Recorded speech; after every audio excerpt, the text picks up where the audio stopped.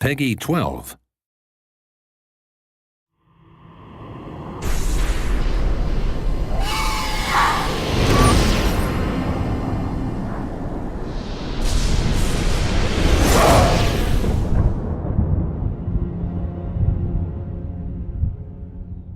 Alongside the spell combat, we have the invisibility cloak, which allows Harry to disappear from view, but he has to be careful not to get caught. Keep your eyes open, we're not here for fun. The modes that we used the invisibility cloak in challenge mode were all time-based, so the player has to balance not being found with moving quickly.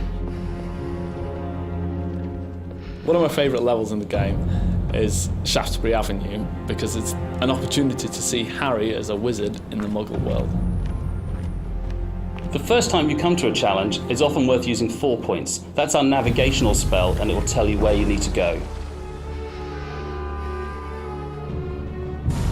Once you get good at the challenge, it's all about shaving the time off, and 4 points isn't necessarily the quickest route. To really excel at the stealth challenges, it helps enormously to remember where the bad guys are going to be.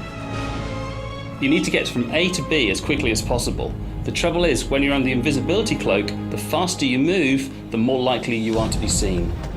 If the player runs quickly at the start before they put the cloak on, they can save a few vital seconds. If they walk into somebody, the cloak will come off and they will be discovered and they will fail the challenge. The more Harry moves, the more likely he is to be detected. So the invisibility cloak has a meter that will show the player when they're likely to be detected. The best way to replenish the invisibility cloak meter is to stand still and stay out of the way of Death Eaters.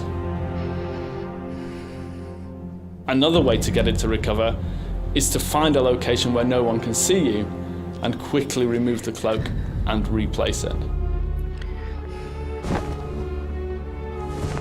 If you're trying not to be detected, but you found that there are people blocking the route that you need to take, using spells or potions to distract them and then quickly sneaking past them when they're investigating is a great way of solving that problem.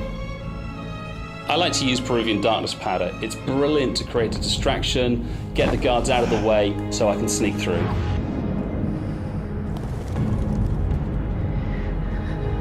If you do come across any Death Eaters, you can sneak up behind them using your invisibility cloak and use Protego to knock them down. So we find that when we're playing this in the studio, we will go to extraordinary lengths to get the perfect score.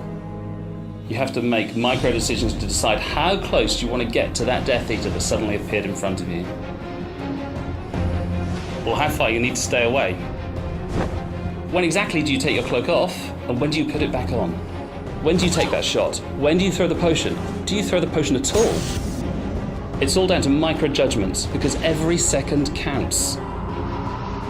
And with all our challenges, every time you beat your personal best, it goes up on the online leaderboard, so you can compare that against your friends, you can compare against the best of the world, and you can see really how do you match up as a great wizard.